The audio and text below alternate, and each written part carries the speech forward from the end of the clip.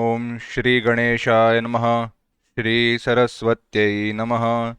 श्री गुरुभ्यो नमः। श्रुतिस्मृतिपुराणानाम् आलयं करुणालयं नमामि भगवत्पाद शङ्करं लोकशङ्करं। शङ्करं शङ्कराचार्यं केशवं बादरायणं सूत्रभाष्यकृतौ वन्दे भगवन्तौ पुनः पुनः। ईश्वरो गुरुरात्मेति मूर्तिभेदविभागिने व्योमवद्व्याप्तदेहाय दक्षिणामूर्तये नमः। योऽन्तः प्रविश्य मम वाचमिमां प्रसुप्तां सञ्जीवयत्यखिलशक्तिधरस्वधाम्ना अन्यांश्च हस्तचरणश्रवणत्वगादीन् प्राणान्नमो भगवते पुरुषाय तुभ्यम्। वंशी विभूषितकरान्नवनीरदाभात् पीताम्बरादरुणबिम्बफलाधरोष्ठात् पूर्णेन्दुसुन्दरमुखादरविन्दनेत्रात् कृष्णात् परं किमपि तत्त्वमहं न जाने। वसुदेवसुतं देवं कंसचाणूरमर्दनं देवकी परमानन्दं कृष्णं वन्दे जगद्गुरुम्। छठे अध्याय का, भगवद गीता के छठे अध्याय का हम चिंतन कर रहे हैं।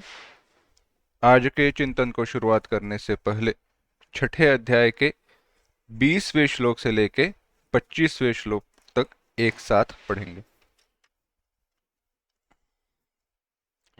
यत्रोपरमते चित्तं निरुद्धं योग सेवया यत्र चैवात्मनात्मानं पश्यन्नात्मनि तुष्यति सुखमात्यन्तिकं यत्तत् बुद्धिग्राह्यमतीन्द्रियं वेत्ति यत्र न चैवायं स्थितश्चलति तत्त्वतः यं लब्ध्वा चापरं लाभं मन्यते नाधिकं ततः यस्मिन् स्थितो न दुःखेन गुरुणापि विचाल्यते तं विद्यात् दुःखसंयोगवियोगं योगसंज्ञितं स निश्चयेन योक्तव्यः योगो निर्विण्णचेतसा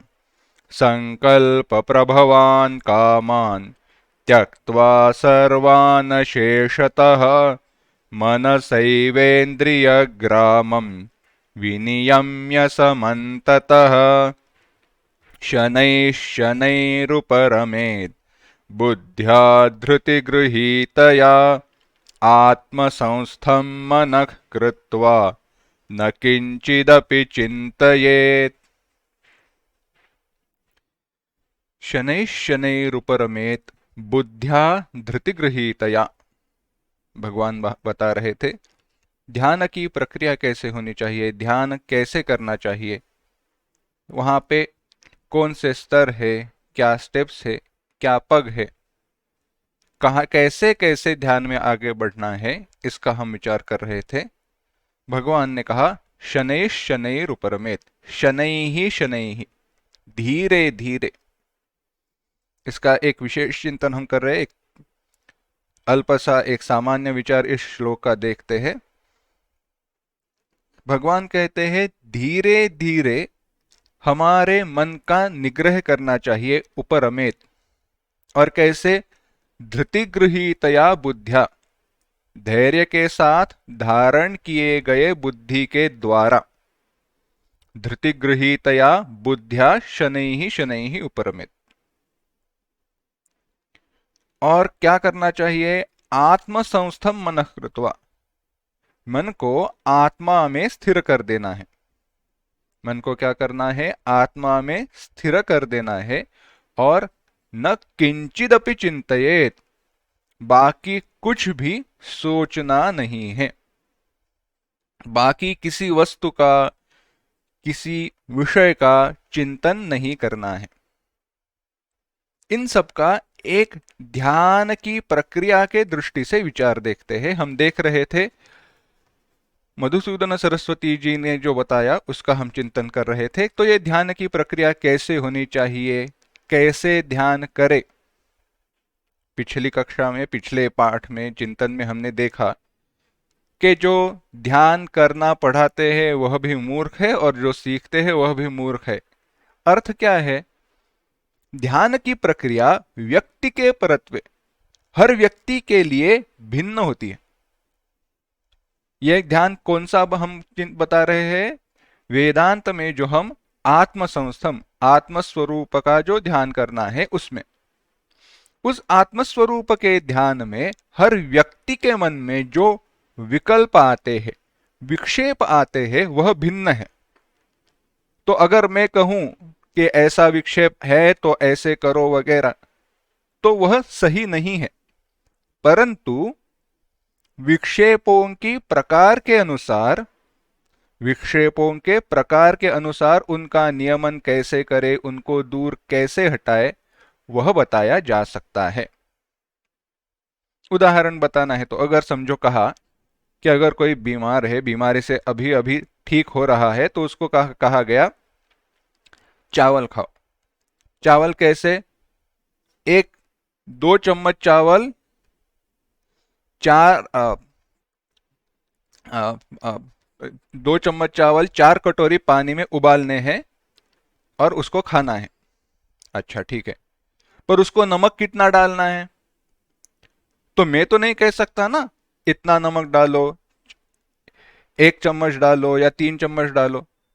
जैसे हर एक व्यक्ति की उसकी अपनी एक रसना रहती है, उसकी एक टेस्ट रहती है, उसके अनुसार वह नमक डालेगा। स्वाद के अनुसार, हम कहते हैं ना नमक कैसा डालो, स्वाद के अनुसार। पर क्या करना है? 2 चम्मच या 3 चम्मच चावल और 4 कटोरी पानी, यह प्रक्रिया बताई जा सकती है। ऐसे ही ध्यान कैसे करे, तो इस श्लोक के माध्यम से मधुसूदन सरस्वती जी हमें समझाते हैं। कहते हैं शनैः शनैः उपरमेत, शनैः शनैः, धीरे धीरे उपरम करना चाहिए। क्या करना चाहिए? तो कहा भूमिका जय क्रमेण, ध्यान के विकास की भूमिकाएं रहती है। एक और विशेष बात, यह ध्यान किसके लिए बताया गया है? योगी के लिए बताया गया है। यह ध्यान बताया गया है योगी। योगी कौन है?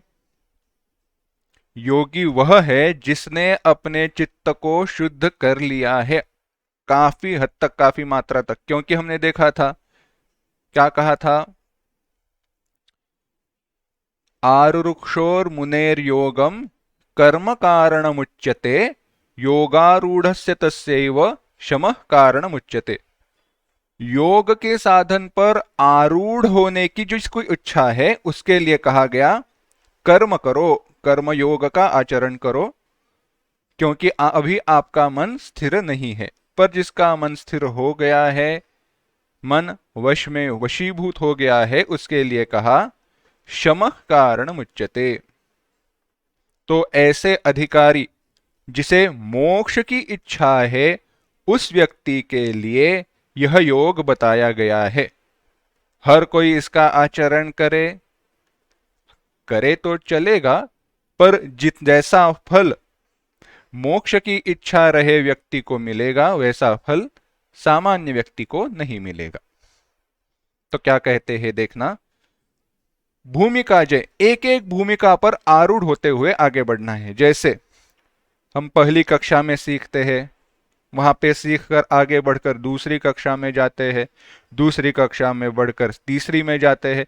ऐसे करते करते 10वीं कक्षा हम पास हो जाते हैं, उत्तीर्ण कर लेते हैं, पार कर जाते हैं। तो ऐसे एक एक भूमिका जय। तो क्या है, और ये भूमिका जय क्या क्या है, कैसे करे? तो कहा धृतिगृहीतया बुद्ध्या, बुद्धि को धैर्य के साथ धारण करके। धैर्य क्या है? धीरज। जो मैं कर्म कर रहा हूं उसका फल मुझे जरूर मिलेगा, मैं जो कर्म कर रहा हूं उसका फल मुझे जरूर मिलेगा, फल मिले बिना रहेगा नहीं। और वह फल जब तक नहीं मिलता, जब तक प्राप्त नहीं होता, तब तक मैं प्रयास करते रहूंगा, प्रयत्न करते रहूंगा। कई बार हमारा ऐसे होता है, अरे नहीं यार, ये तो फल नहीं मिल रहा है तो जाने दो, छोड़ देते हैं। ऐसे नहीं करना है। या कभी तो मिल जाएगा, अचानक से मिल जाएगा तो क्यों करे, ऐसे नहीं है। प्रयास करते रहना चाहिए। अच्छा, प्रयास करते रहो, फल मिलने तक यह प्रयास करते रहो। तो कब तक और कैसे करें? तो कहा, जैसे गुरु और शास्त्र ने जो मार्ग बताया है उसी मार्ग से प्रयास करने हैं। यह एक विशेष बात है। जैसे गुरु और शास्त्र इन्होंने जो मार्ग बताया है, जो साधन बताए हैं, उसी के अनुसार। नहीं तो होता ऐसे, होगा ऐसे, समझो मुझे जाना है दिल्ली, हमारे पास गूगल मैप है, गूगल मैप पे बताया चलो ऐसे ऐसे इस ये नेशनल हाईवे लो, ये महामार्ग लो, इसके द्वारा आप जाओगे तो दिल्ली पहुंचोगे। पर मैंने सुना ही नहीं, ना शास्त्र का सुना, ना रास्ते पर कोई बता रहा था उसकी सुनी, उसकी बात ना मानी, ना गूगल मैप का माना। और कैसे, कहां पे गया, दक्षिण की दिशा में बढ़ा, तो कहां पहुंच जाऊंगा, दिल्ली की जगह रामेश्वर पहुंच जाऊंगा। यानी और मैं कहूंगा फल मिलने तक मैं प्रयास कर रहा हूं ना। पर ऐसे नहीं चलता। प्रयास अगर गलत दिशा में हो रहे हो तो फल कैसे मिलेगा? तो सही साधन होने चाहिए। सही साधन कैसे हो? जैसे गुरु और शास्त्र उन्होंने बताए हैं वैसे हो। और इसके साथ आगे बढ़ते हुए एक ध्यान में रखना चाहिए, अनिर्वेद, अखिन्न नहीं होना है, थक नहीं जाना है, थकावट दूर रखकर करना है। होता है ऐसे है, चलो जा रहे हैं रास्ते पे आगे बढ़ रहे हैं, पर अरे हमारा गंतव्य स्थान आ ही नहीं रहा है, कितना समय हो गया। नहीं, खिन्न नहीं होना है, क्योंकि अगर हम हार मान लेते हैं तो हमारे प्रयास हम आधे में ही छोड़ देते हैं। अच्छा, तो अब मार्ग बताया क्या क्या कैसे कैसे करना है, यह ठीक से सुनना। श्रुति का उदाहरण देते हुए यहां पे श्री मधुसूदन सरस्वती जी समझाते हैं। उपनिषद में आया है, यच्छेद वांग मनसि प्राज्ञ तद्यच्छेद ज्ञान आत्मनि, ज्ञानमात्मनि महति नियच्छेद तद्यच्छेद शांत आत्मनि। यच्छेद वांग मनसि प्राज्ञ, यच्छेद नियच्छेद, यानी उसको लीन करना है। किसको लीन करना है? वांग। वांग माने वाक। हमारी जो वाणी है उस वाणी को हमारे मन में लीन करना है।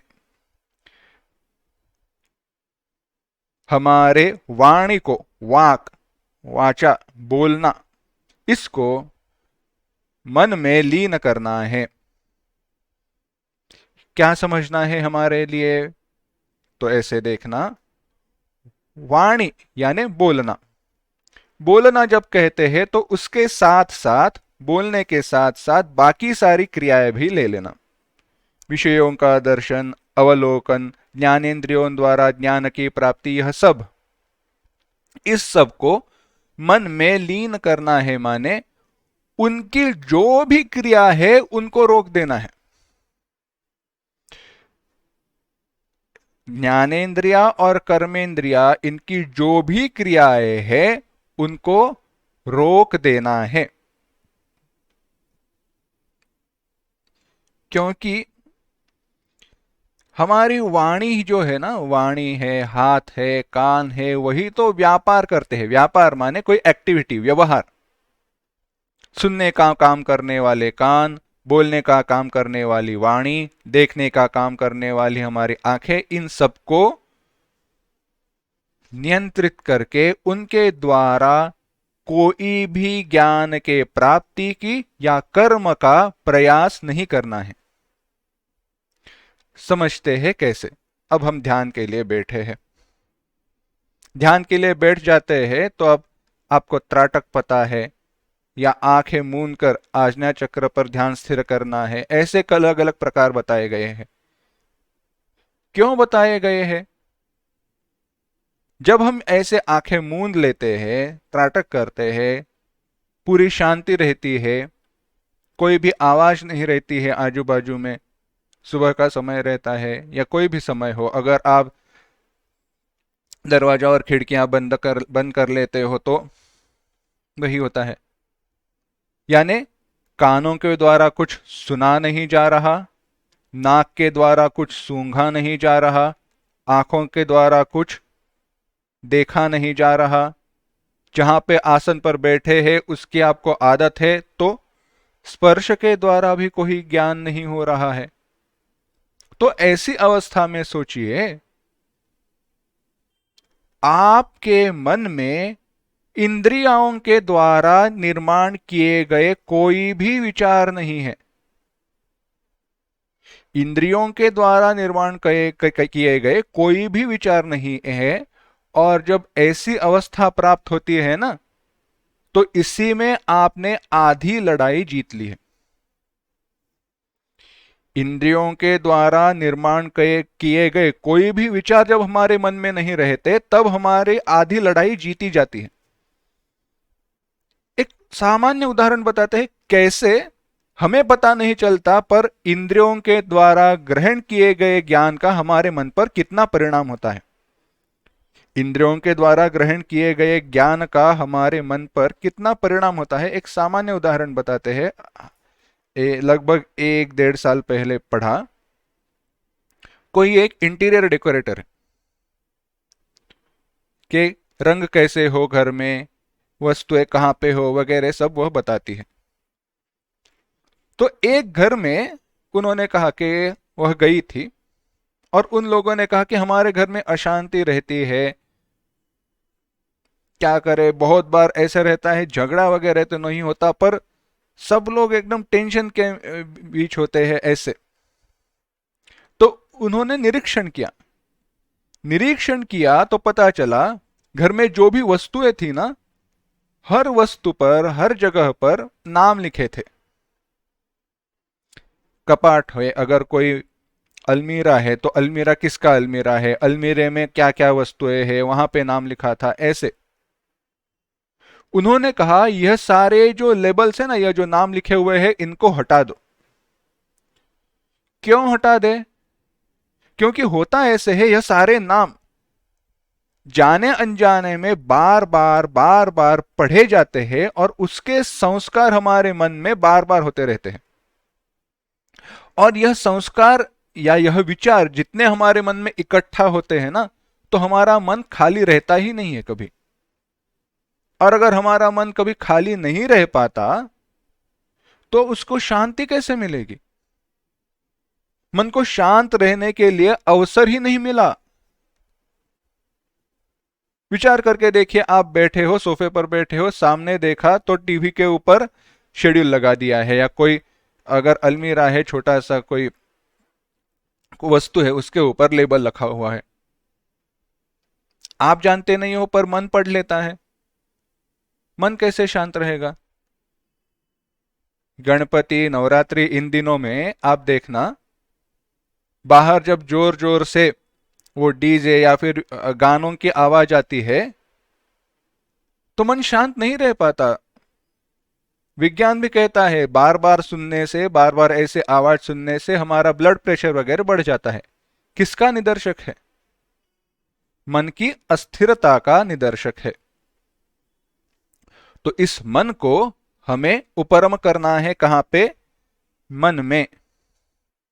पारिभाषिक शब्द में यहां पे भगवान मधुसूदन सरस्वती जी कहते हैं कि क्या करना है? वाग वृत्ति निरोधेन मनोवृत्ति विशेष मात्र भवेत इत्यर्थः। अब जब मैं ध्यान के लिए बैठा हूं तो क्या करना है?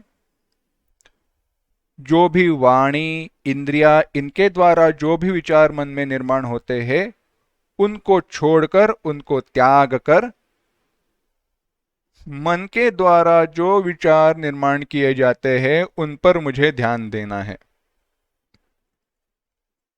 देखना, विचार करते हैं, चलो एक प्रैक्टिस करते हैं। आंखें मूंद ली है, सीधे बैठे हैं, हाथ बांध कर रखे हुए हैं सामने। मन धीरे धीरे, अगर नाम जप के आधार से कर रहे हो या ओमकार के माध्यम से कर रहे हो, कोई भी मार्ग हो, उस पर जब हम ध्यान इकट्ठा करते हैं, चलो समझो श्री राम जय जय राम इस नाम का, या ओम नमो भगवते वासुदेवा या इसका हम जप कर रहे हैं, तो होगा कैसे? जब उस भगवान नाम के ऊपर मेरा ध्यान एक हो जाता है, तो अर्थतः परिणामतः मेरे आंखों के द्वारा, आंखें बंद है तो आंखों के द्वारा मैं कुछ देख नहीं रहा हूं, कानों के द्वारा कुछ सुन नहीं रहा हूं। ऐसे करते हुए हमारे मन में जो भी वृत्तियां, विचार की धाराएं जो है, वह केवल मन के द्वारा निर्माण की गई ही धारणाएं रह जाएंगी। समझ रहे हो? मन के द्वारा निर्माण किए गए विचार रहेंगे।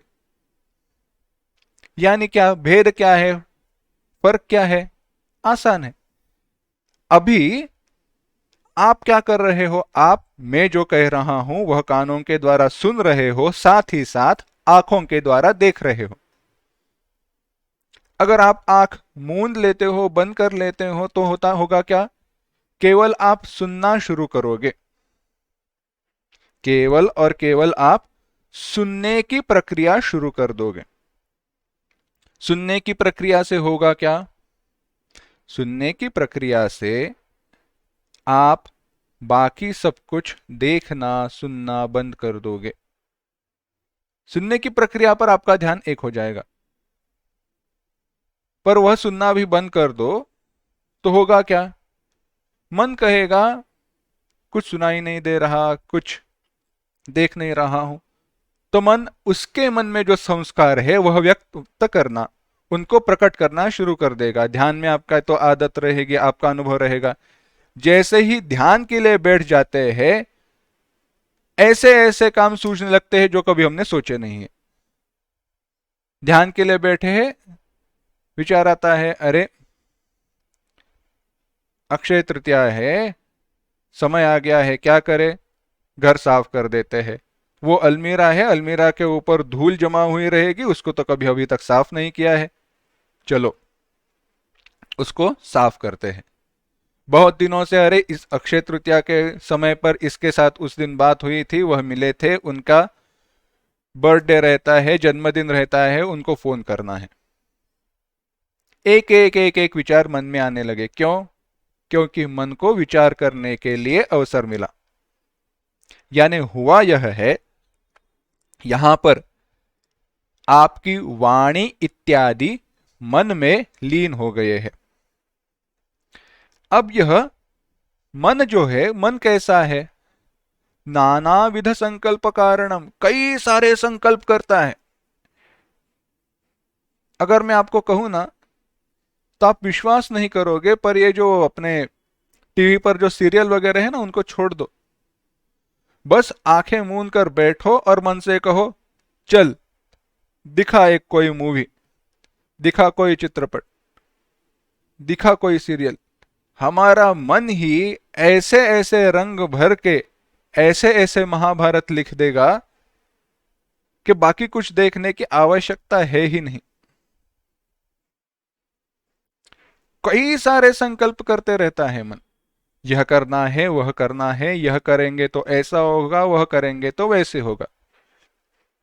कभी कभी पुराने ख्यालों में ऐसे खो जाते हैं और पूरी दुनिया घूम कर आते हैं, पता ही नहीं चलता कि कहां से शुरुआत हुई थी और कहां खत्म हुआ, और क्या सुन रहे थे, क्या नहीं सुन रहे थे।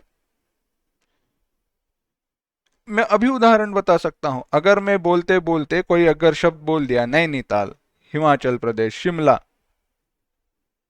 जैसे ही उस शब्द का श्रवण होता है, आप कहोगे, अरे मैं जब 25 साल का था, 20 साल का था, तब शिमला कुल्लू मनाली की जगह पर किसके लिए गया था? घूमने के लिए गया था, केवल घूमने के लिए नहीं। रॉक क्लाइंबिंग, रैपलिंग वगैरह, पहाड़ों पर चढ़ना है, वो रस्सी के साथ उतरना है, एक पहाड़ से दूसरे पहाड़ पर रस्सी के साथ जाना है वगैरह सब करने के लिए गया था। अच्छा, तो वहां पे मैं जैसे मेरे साथ कौन आए थे, क्या किया था, क्या खाया था, कैसे कोई डर गया था, कैसे कोई बहुत खाया था, कैसे कोई बीमार हुआ था, करते करते करते बाद में विचार आएगा अरे मैं क्या कर रहा हूं। तब तक विषय आगे बढ़ चुका है। यानी हुआ क्या, मन यह संकल्प विकल्प करने वाला है, कई सारी संकल्पनाएं उसने आपके सामने प्रकट कर दी। इस मन को अब हमें लीन करना है,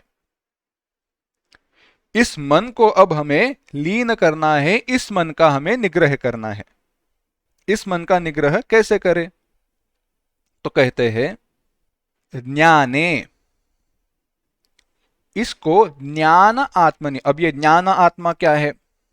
ज्ञाने यानी जानाति, जानता हूं, मैं समझता हूं, ऐसे कहने वाला जो अहंकार है, उस अहंकार में इस मन को लीन करना है। कहां पे लीन करना है? मैं जानता हूं, मैं सुन रहा हूं, मैं सोच रहा हूं, ऐसे कहने वाले जो ऐसे कहने वाला जो हमारा अहंकार है, उसमें इस मन को लीन करना है। तो अब क्या करें? ज्ञाने जानाति, यह मन। अच्छा, शिमला गए थे, जाने वाला कौन है? यह शरीर है। शरीर को जानने वाला कौन है? मैं हूं। ऐसे करते करते मन में निर्माण हुए हर विचार, चाहे मैं सुखी हूं, दुखी हूं, क्रोधावेश में हूं, क्रोधित हो गया हूं, खिन्न हूं, उदास हूं, जो भी विचार मन में आते हैं, उन विचारों को जानने वाला मैं कौन हूं, यह विचार करना चाहिए। अगर मैं विचार कर रहा हूं मैं कौन हूं, प्रणव हूं, किसी का बेटा हूं, किसी का भाई हूं, किसी का पति हूं, किसी की पत्नी हूं, किसी की मां हूं, किसी की बहन हूं, यह सारे विचार मन में आते हैं। यह है विशेष अहंकार। यह क्या है? विशेष अहंकार। इस अहंकार को बाद में सामान्य अहंकार में ज्ञान आत्मनि महति नियच्छेत, उसको महान आत्मा यानी सामान्य आत्मा में लीन करना है। उसको सामान्य आत्मा में लीन करना है। सामान्य आत्मा में लीन करना है माने क्या? विचार करना कि अच्छा, मैं किसी का पति वगैरह, पत्नी, भाई, बेटा, बहन, बेटी, इन सबको बाजू में रखना है। इन सबको बाजू में रखना है और इन सब का विचार करने वाला जो मैं, जो अहंकार है, उसके ऊपर ध्यान इकट्ठा करो। सारी उपाधियों को, उसकी सारी जो उपाधि है इस अहंकार की, भाई, बेटा, बहन, नाम, शरीर, सब, उनको हटा दो और विचार करना ओमकार के साथ, नाम जप के साथ, केवल उस अहम पर, या इनके अभाव में भी, ओमकारादिक साधनों के अभाव में भी, ओमकारादिक साधनों के अभाव में भी इसको अपने मन में, अपने अहंकार में एक कर दो। ओम, ओमकार के साथ, नाम के साथ, या ऐसे ही बैठे हो, बस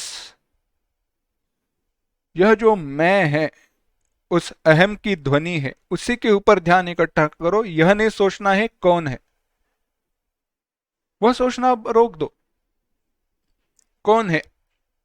इसमें अगर फंसकर विचार आने लगे, मन के विचार आने लगे, कुछ आवाज आई और हमारा लक्ष्य विचलित हुआ, अरे कुत्ता भौंक रहा है, नहीं, कुत्ता भौंक रहा है, कानों के द्वारा सुना गया नहीं, मुझे सुनना नहीं है, मन पर लाओ। फिर से वही क्रिया, कानों का मतलब वाणी को मन में, मन को सामान्य अहंकार में, सामान्य विशेष अहंकार में, विशेष अहंकार को सामान्य अहंकार में करते गए। अब यह जो सामान्य अहंकार है वह कैसा है देख रहे थे, वह सबके लिए समान है और एक है, सबके लिए समान है और एक है। मैं आपसे अगर प्रश्न करूं कि बताओ, चार व्यक्ति वहां पे खड़े हैं, चार व्यक्तियां सामने हैं, हर व्यक्ति कहती है मैं, केवल कहती है मैं। या दूसरा एक उदाहरण देते हैं तो अच्छे से समझ में आएगा। दरवाजा बंद है, चार व्यक्तियां आई, चारों व्यक्तियों के चलो आवाज भी समान है, नहीं तो आप कहोगे आवाज से पता चलेगा। कुंडी खटखटाई, आपने पूछा कौन है, बाहर की व्यक्ति ने कहा मैं हूं। दूसरी व्यक्ति आई, आपने पूछा कौन है, उसने कहा मैं हूं। आपको पता नहीं है पहली व्यक्ति आई है या दूसरी व्यक्ति आई है, तीसरी आई है, कुछ भी। अगर हर व्यक्ति ने कहा मैं हूं तो क्या आपको पता चलेगा दूसरी व्यक्ति आई है या एक ही व्यक्ति है? नहीं। समझने का, पता चलने का कोई मार्ग ही नहीं है। यानी हुआ क्या, उस मैं का जो अर्थ है वह एक ही था। इसीलिए जब कोई कहता है मैं हूं तो आप पूछते हैं मैं कौन? क्या पूछते हैं? मैं कौन। यानी आपको संदर्भ चाहिए, कोई उपाधि चाहिए, कोई विशेषण चाहिए जिसके द्वारा आपको पता चले वह व्यक्ति कौन है। तो वह कहती है मैं ऐसे ऐसी हूं, इसका मित्र, इसकी बेटी। तब आपको पता चलता है अच्छा तू है, आजा आजा आजा, है ना। यानी उपाधि के साथ, विशेषण के साथ रहने वाला जो भी अहंकार है वह हर व्यक्ति के लिए भिन्न है। पर अगर उन विशेषणों को, उपाधियों को हटा दिया जाए तो वह जो अहंकार है वह एक है, सब में है, सबके लिए समान है। और इस सामान्य अहंकार को ही हिरण्यगर्भ कहा गया। वेदांत में क्या कहा गया? हिरण्यगर्भ। हिरण्यगर्भ वगैरह उसका विचार, यानी सबके सूक्ष्म शरीर का जो अभिमानी रहता है उसे हिरण्यगर्भ कहा गया। अब इस अहंकार की स्थिति में, इस अहंकार की स्थिति में उसको अपने कारण में लीन करना है, उसको अपने कारण में लीन करना है। वो कैसे करे? तो इस अहंकार का या इस निरुपाधिक अहम का विचार करते करते उस अहम के विचार को, उस अहंकार के विचार को छोड़ देना है। कहां से आए हम? वाणी को मन में लीन किया। कैसे? वाणी के द्वारा जो भी ज्ञान प्राप्त हो रहा है उसको रोक दिया, तो मन बोलने लगा, मन विचार करने लगा। मन के द्वारा किए जाने वाले विचारों को मैंने रोक कर विचार करने वाला जो विशेष अहंकार है उसके बारे में मैं सोचने लगा। अब इस विशेष अहंकार को भी सामान्य अहंकार में लीन कर दिया। उपाधि रहित जो मैं है उसको पकड़ लिया। अब यह उपाधि रहित जो अहंकार है ना, उस उपाधि रहित अहंकार को छोड़ दो, बस वहीं पे रखो। धीरे धीरे वह भी समाप्त हो जाए। धीरे धीरे छाया दल महालये प्रवेशील, स्वामी विवेकानंद जी की बड़ी सुंदर रचना है। यह जो है, यह अहंकार अपने कारण में लीन हो जाएगा। उसका कारण क्या है? माया, अव्यक्त। उसका माया है अव्यक्त। और वह अव्यक्त से मन को या उस अहंकार को, उस अवस्था को शुद्ध चिदेक रस आत्मा में लीन करना है। यह कैसे करे? बस चिंतन करना रोक दो, तो वह स्वयं ही अपने स्वरूप में लीन हो जाएगा। जैसे अगर आपको, आपके सामने दर्पण है, आईना है, उसमें आप अपने रूप को देख रहे हो, तो कहते क्या हो? मैं इस दर्पण में हूं, इस दर्पण में मैं हूं।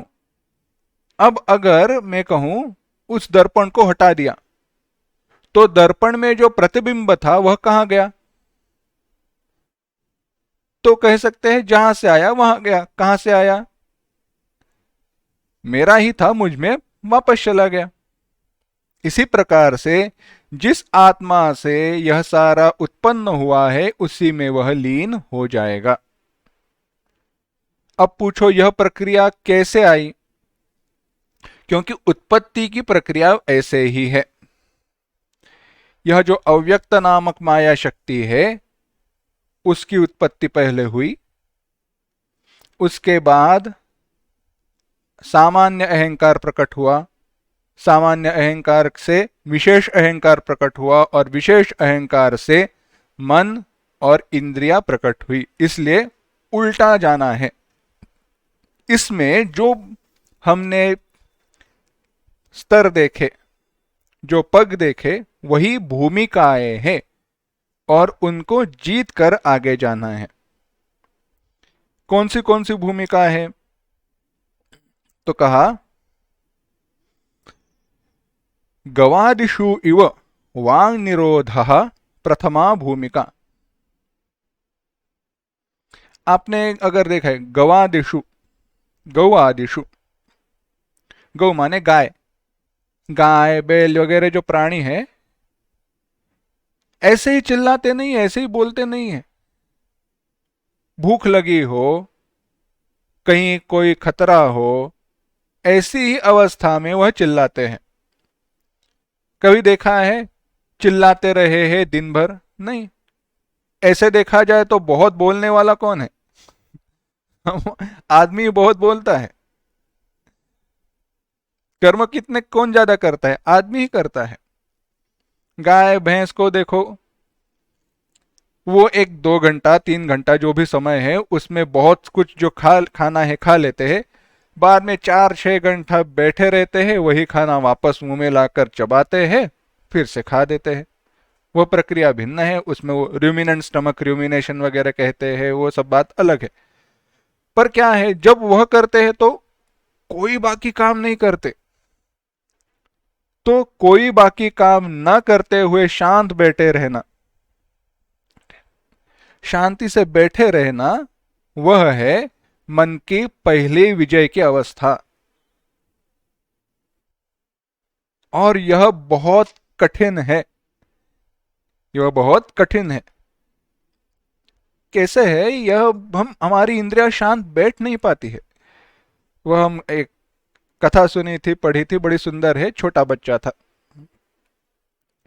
यहां वहां भाग रहा था, खेल रहा था, कूद रहा था। लॉकडाउन में तो हमें हमारा ये निजी अनुभव है।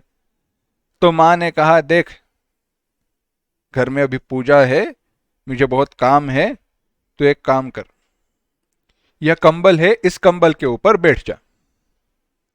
ये जो कंबल है, कंबल के ऊपर बैठना है। भगवान कैसे बैठे? बिल्कुल हिलते हैं क्या? बिल्कुल नहीं हिलते ना। वैसे भगवान की तरह यहां पे बैठ जा।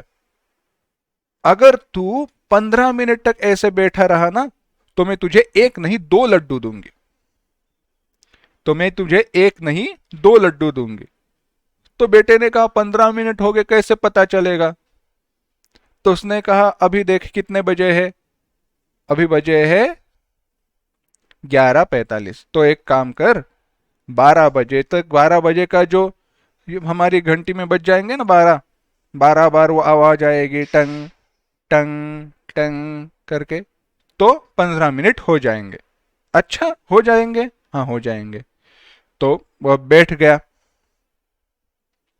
बैठा रहा बैठा रहा बैठा रहा, 15 मिनट तक हिला नहीं, 15 मिनट तक हिला नहीं। बाद में वहां पे आई, माँ ने देखा रे बैठा बेटा बैठा है, तो उसने 2 लड्डू ला कर दिए। बेटा चला गया, बाजू में दादी वहां पे बैठी थी, वह हंसी। तो माँ ने पूछा दादी से, क्यों हंस रही हो? तो दादी ने कहा तूने उसको 2 लड्डू दिए, पर देखा क्या? तो माँ ने पूछा क्या देखना है? अरे जरा कंबल को तो देख पगली। तो उसने कंबल खोलकर देखा, तो कंबल में छेद हुआ था। ये बैठे बैठे क्या कर रहा था, उसके जो धागे हैं, एक धागा निकाल दूसरा निकाल, एक से बांध दूसरे से बांध, बैठे बैठे वहां पे वो कंबल के जो धागे हैं उनको अलग अलग करके वहां पे उसने छेद बना दिया था। यानी हुआ क्या, बैठा है पर शांति से नहीं। ऐसी हमारी मन की अवस्था, इंद्रियों की अवस्था है, ऐसे ही इंद्रियों का निग्रह करना, शांति से बैठे रहना, कोई भी इंद्रियों की द्वारा क्रिया के अभाव में, क्रिया किए बिना बैठे रहना, यह भूमिका जय की पहली अवस्था है। उसके बाद बाल मुग्धादिषु इव निर्मनस्त्वम द्वितीय। बाल, बाल माने छोटा सा बालक, नन्हा मुन्ना बालक, या मुग्ध।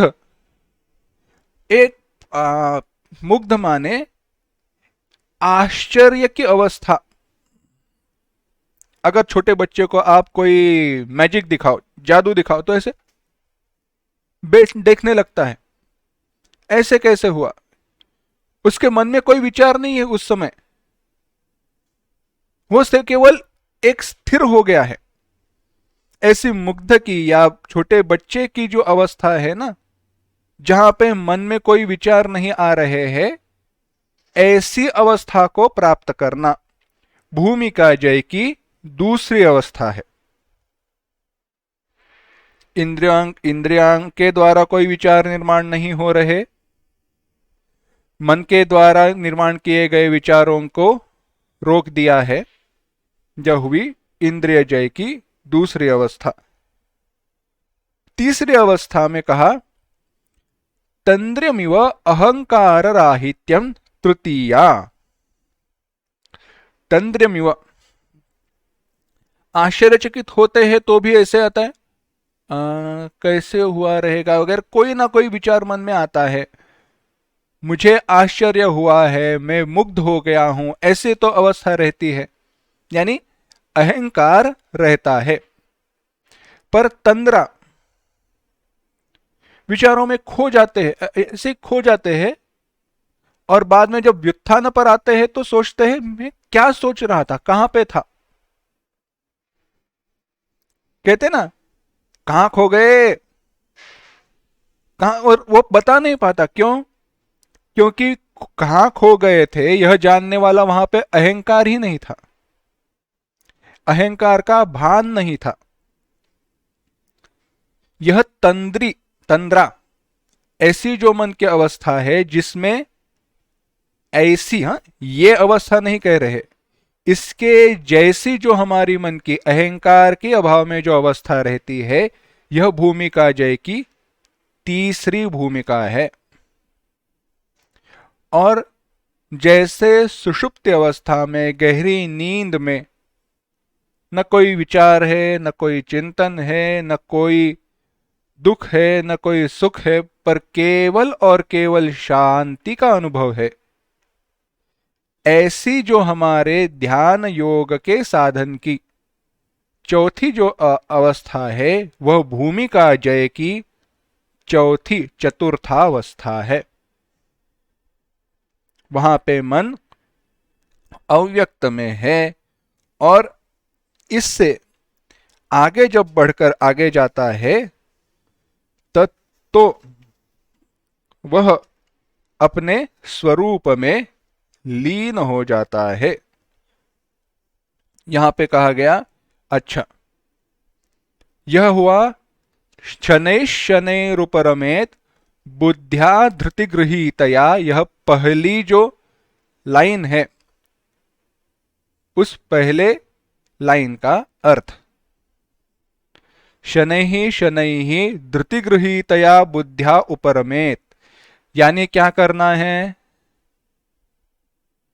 अगर संक्षेप में देखना है तो धैर्य के साथ धारण की गई बुद्धि के द्वारा नियमन करके, बिना खिन्न हुए, बिना उदास हुए, बिना अपने लक्ष्य को विचलित किए, बिना धीरज गवाए, भूमिका जय क्रमेण, भूमिका जय की क्रम से वाणी को यानी इंद्रियों को मन में लीन करना है, मन को विशेष अहंकार में लीन करना है, उस विशेष अहंकार को सामान्य अहंकार में लीन करना है, उस सामान्य अहंकार को अव्यक्त में लीन करना है, और वह अव्यक्त आगे आत्मा में लीन हो जाएगा।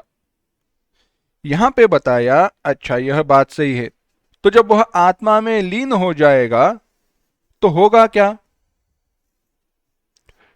कुछ नहीं बचेगा। ना ना ना, ऐसे नहीं है।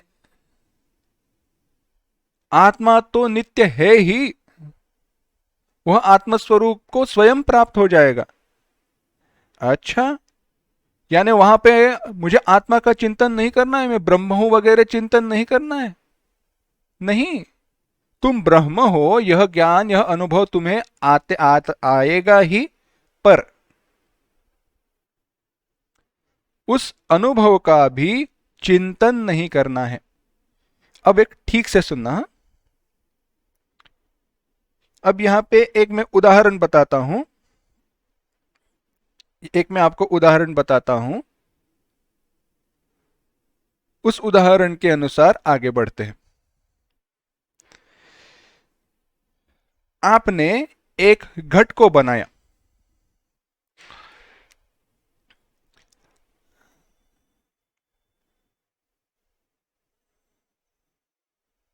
हाँ, आपने एक घट बनाया। अब घट खाली है या भरा हुआ है? अब घट खाली है या भरा हुआ है? अगर आप कहो खाली है तो शास्त्र के दृष्टि से, तत्व के दृष्टि से गलत हो, और भरा हुआ है कहो तो व्यवहार के दृष्टि से गलत हो। कैसे? आसान सी बात है। जब आप घट बनाते हो तो घट में आकाश आपको भरना पड़ता है या आकाश वहीं पे रहता है? घट में जो खाली जगह है ना, आकाश भरा हुआ है ना उसमें। ऐसे नहीं होता कि मैंने घट बनाया, अंदर कुछ नहीं है, मैंने आकाश लाकर उसमें भर दिया। हाँ, बाद में हम पानी भर देते हैं, उसमें चावल, गेहूं, दाल वगैरह रखते हैं, वह बात अलग है। और अगर उसमें से चावल से भरा हुआ घट घट है, उसको भी मैं निकाल दूं, पानी को निकाल दूं, तो क्या बचेगा? उसमें क्या आकाश कहीं से लाकर भरना पड़ता है? नहीं, आकाश वहीं था, आकाश कभी कहीं गया नहीं, बस बाकी वस्तुएं आई और चली गई। ऐसे ही मेरे स्वरूप से जब यह सारी जो दूसरी भरी हुई चीजें हैं, इनको मैं हटा देता हूं, वाणी के द्वारा निर्माण हुए वृत्तियों को हटाया, मन, अहंकार, इन सारी वृत्तियां, विचारों को हटा दिया, तो जो मूलतः स्वरूपतः है वह आत्मस्वरूप प्रकट होना ही है। उस आत्मस्वरूप का अनुभव, भान होने लगेगा। पर यह मेरा स्वरूप है और मैं अनुभव कर रहा हूं, ऐसी अगर आपकी अवस्था हो जाए तो वह संप्रज्ञात समाधि अवस्था है, जो हमें नहीं चाहिए, क्योंकि वहां पे संस्कार मात्र क्यों न हो, अहंकार है ही। इसीलिए वहां पर भगवान ने कहा है आत्मसंस्थम मनः कृत्वा। अब आत्मा का अनुभव, आत्मचिंतन मन करने लगा है तो आत्मसंस्थ हो चुका है। आत्मसंस्थ हो चुका है माने विचार करते करते करते मन आत्मा में समाप्त हो चुका है। आत्मनि निरुपाधिके प्रतीचि संस्था समाप्ति ही यस्य। जिस विचारों का अंत, जिस विचार की प्रक्रिया का अंत किसमें होता है? सर्व प्रकार वृत्ति शून्यम स्वभाव सिद्ध आत्माकार मात्र विशिष्टम मनः।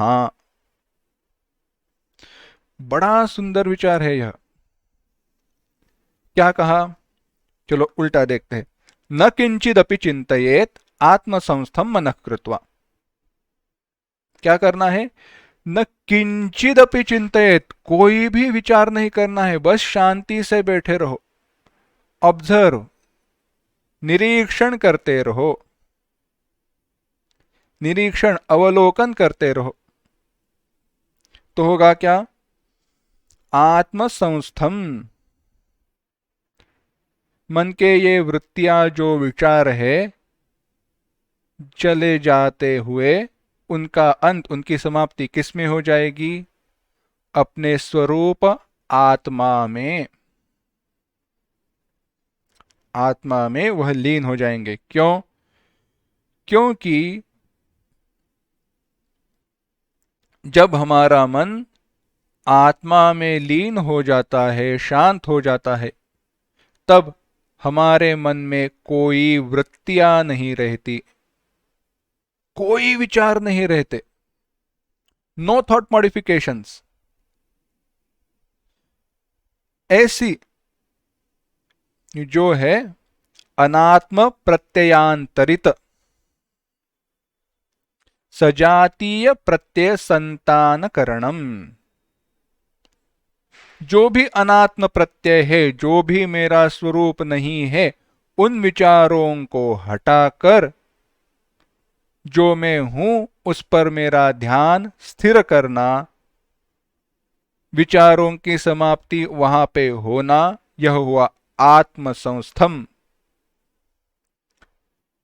ऐसे करके न किंचिदपि चिंतयेत, क्योंकि मैं कोई भी चिंतन करने लगू, अरे यह अनुभव है, वह आत्मा का है, मेरे स्वरूप का है और मैं अनुभव करने वाला हूं, तो वह संप्रज्ञात समाधि हो जाएगी। और हमें अपेक्षा किसकी है? असंप्रज्ञात समाधि की अपेक्षा है, निर्विकल्प समाधि की अपेक्षा है। अगर मैं कहूं मेरा मन आत्माकार हो चुका है, आत्माकार वृत्ति भी निर्माण हो जाए, तो भी वह संप्रज्ञात अवस्था है। और जब वह वृत्ति भी लीन हो जाती है, वह असंप्रज्ञात अवस्था है। उदाहरण बताते हैं तो क्या बात कही है समझ में आएगा, समझ में आएगी यह बात। आसान सा उदाहरण है। अगर आप रात का समय है, अब आपको सोना है और आप विचार करते रहो, मैं सो रहा हूं, मैं सो रहा हूं, मुझे सोना है, मन शांत हुआ है, मैं सो रहा हूं, क्या सो पाओगे? अरे बिल्कुल नहीं। सोना है तो क्या करे? सोने का प्रयास छोड़ दो तो सो जाओगे। आदमी सो कब जाता है, नींद कब आती है? जब वो सोने का प्रयास छोड़ देता है तभी वह सो जाएगा ना। ऐसे ही ब्रह्म के प्राप्ति, ठीक समझना, ऐसे अंतिम अवस्था में, योग के उस भूमिका जय की अंतिम अवस्था में, उसके पहले नहीं, अनधिकारी व्यक्ति के द्वारा नहीं, वह जब आत्मा के विचार का प्रयास छोड़ देगा तो स्वयं मन आत्मा में लीन हो जाएगा। इंद्रियों, मन से सारी अनात्म वृत्तियां चली गई है, तब अगर कोई व्यक्ति आत्मा में लीन होने का प्रयास करेगा तो कभी लीन नहीं होगा। जैसे ही प्रयास छूट जाएंगे स्वयं स्वरूप में स्थित हो जाएगा। अब कहोगे यह सब क्यों है?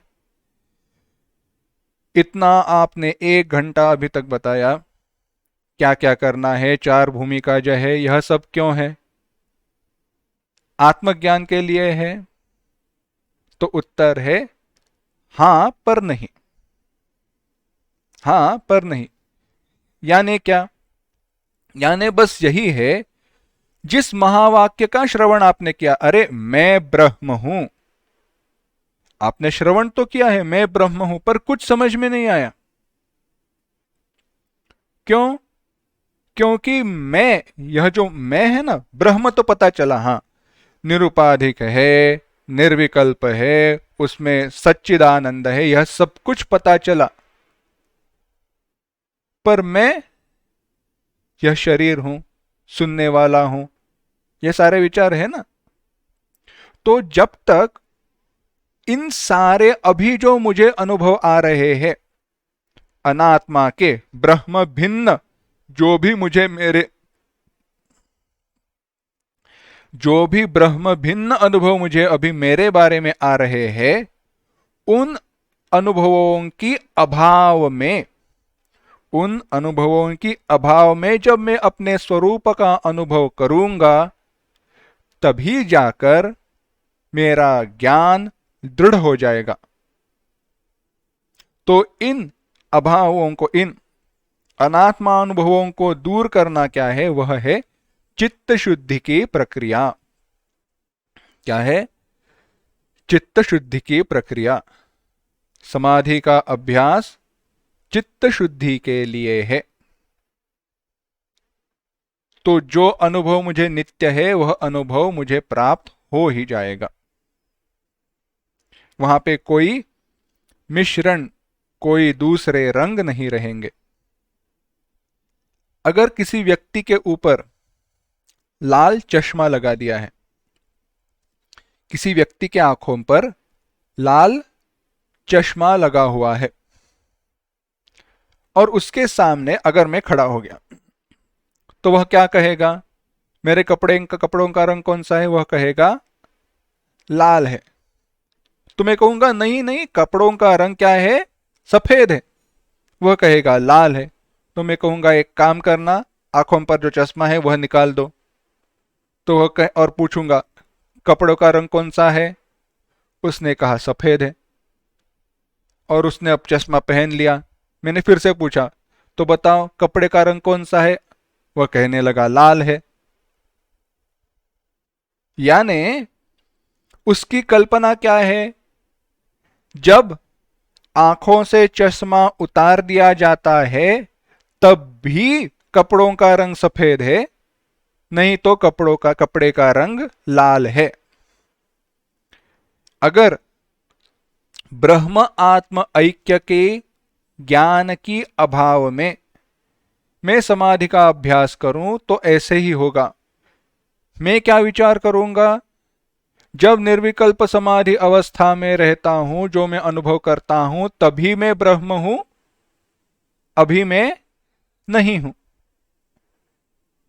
पर वेदांत कहता है उस समाधि अवस्था में,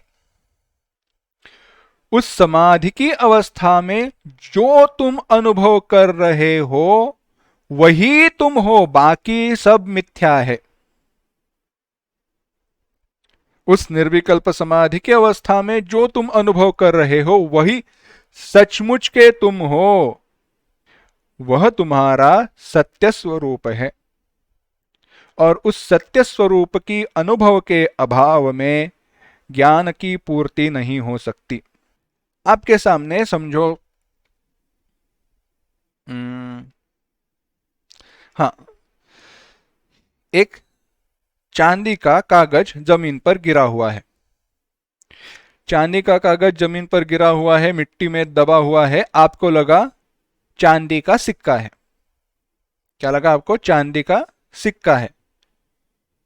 जब तक वह कागज है, यह ज्ञान नहीं होता, यह अनुभव नहीं होता। जब तक वह कागज है, यह अनुभव नहीं होता, तब तक आप कितना भी कहो वह सिक्का है, वह ज्ञान दृढ़ नहीं है, वह केवल शब्द मात्र ज्ञान हुआ। भ्रम क्या हुआ है? यह सिक्का है। उस भ्रम को देखते हुए, अरे यह सिक्का दिख रहा है, तब मैं चिल्लाऊं नहीं सिक्का नहीं, क्या है? कागज है। सिक्का नहीं, कागज है। कोई फायदा नहीं है जब तक मैं पास जाकर प्रकाश में उस मिट्टी को हटाकर देखता नहीं हूं कि वह कागज है या नहीं। ऐसे ही आत्मानुभव के अभाव में, ब्रह्मानुभव के अभाव में, मैं कितना भी चिल्लाऊं, मैं कितना भी कहूं मैं ब्रह्म हूं, उस ज्ञान का कोई भी फायदा है नहीं। क्यों? क्योंकि वह ज्ञान है, पर ज्ञान प्रतिबंधों के साथ है। उन प्रतिबंधों को हटाने के लिए यह जो मार्ग बताया योग का, उसमें भगवान ने कहा शनैः शनैरुपरमेद् बुद्ध्या धृतिगृहीतया आत्मसंस्थं मनः कृत्वा न किंचिदपि चिंतयेत्। धीरे धीरे अनात्म विचारों से मन को परावृत्त करके, इंद्रियों के द्वारा निर्माण की गई वृत्तियों को मन में लीन करके, यानी उनके द्वारा वृत्तियों को रोक देना है, इंद्रियों के द्वारा निर्माण हुई वृत्तियों को रोकना है। बाद में मन में जो निर्माण हो रही वृत्तियां है, उनको निर्माण करने वाला जो विशेष अहंकार, उसमें उस मन को लीन करना है। उस विशेष अहंकार की जो उपाधियां है, भाई, बेटा, बहन, नाम, पति, पत्नी इत्यादि, उनको हटाकर निरुपाधिक अहम जो है, विशेष सामान्य अहंकार जो है, उसमें विशेष अहंकार को लीन करना है। उस सामान्य अहंकार को अव्यक्त तत्व में लीन करना है और वहां से मन को आत्मा में लीन करना है। इस प्रकार से, और आत्मा में लीन होने पर कोई दूसरा विचार नहीं करना है। क्या करना है? कोई भी दूसरा विचार नहीं करना है, क्योंकि दूसरा विचार करे तो वह संप्रज्ञात अवस्था हुई। जब वह विचार छोड़ देंगे तभी जाकर वह असंप्रज्ञात अवस्था हो जाएगी। यह योग की परम अवधि है। एषः योगस्य परमावधि।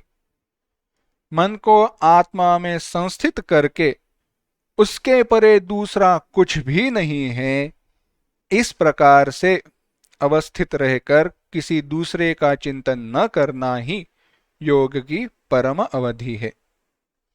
अब भगवान आगे कहते हैं कि योगाभ्यास के आरंभ में कहते हैं, देखो, शब्दादि जो वह विषय है, वह राग द्वेष के कारण निर्माण होते हैं। मन अत्यंत चंचल है, अस्थिर है, तो विषय में स्वभावतः प्रवृत्त होने वाली इंद्रिया, मन जो चंचल है, वह निश्चल और शांत कौन से उपायों से हो जाएगा? कौन से उपायों से वह स्थिर हो जाएगा? हमने प्रक्रिया तो समझ ली। अच्छा, वाणी को मन में कहना तो आसान है, पर उपाय क्या करे? मन तो हमारी सुनता ही नहीं है। क्या उपाय करे जो मन सुनने लगेगा? तो उसके लिए भगवान यहां पे अगला श्लोक बताते हैं। 25वां श्लोक देखना। यतो यतो निश्चरति मनश्चञ्चलमस्थिरम् ततस्ततो नियम्यैतत् आत्मन्येव वशं नयेत्।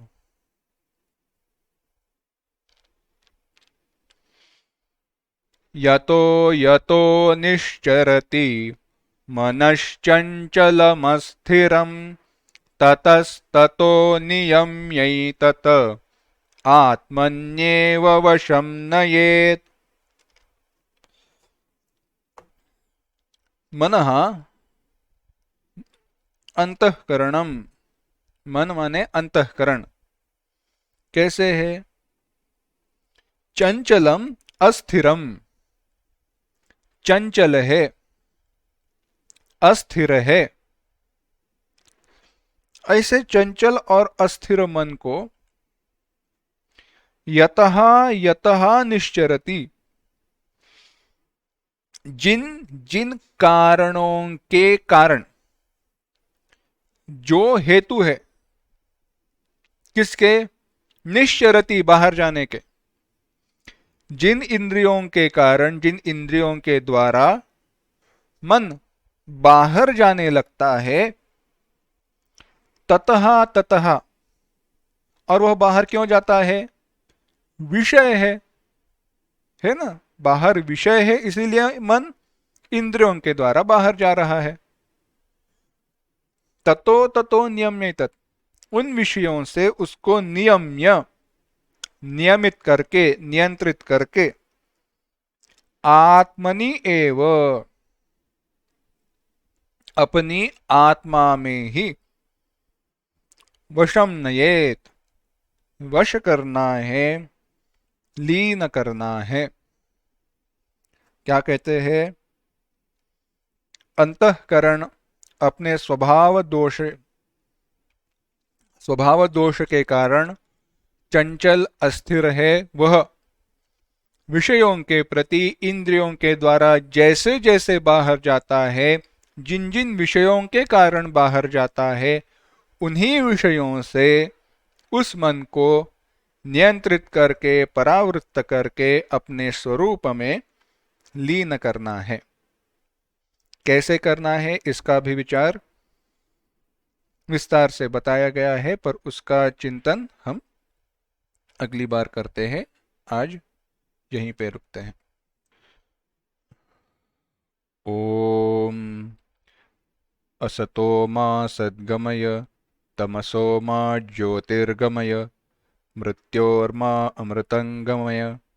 ओम शांति शांति शांति। हरि ओम। श्री गुरुभ्यो नमः। हरि ओम।